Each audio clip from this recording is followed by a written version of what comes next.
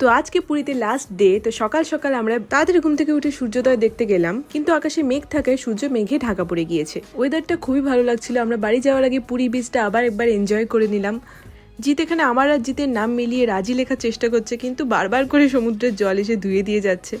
তো যাই হোক, সাকসেসফুলি আমরা লাস্টে করতে পারলাম। প্রত্যেকবারই এটা আমার সাথে হয় যে সমুদ্রে একবার এলে আর ফিরে যেতে ইচ্ছা করে না। তোমাদের সাথেও কি এটা হয়?